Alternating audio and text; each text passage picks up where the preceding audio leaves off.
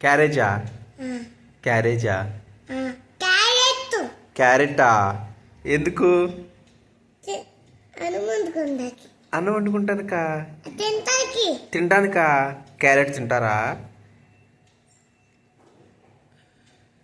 చెప్పు ఇంకా ఏం చేస్తావు దాంతో ఇంకేం వండుతావు బిర్యానీ కూడా వండుతావా ఏం బిర్యానీ వండుతావు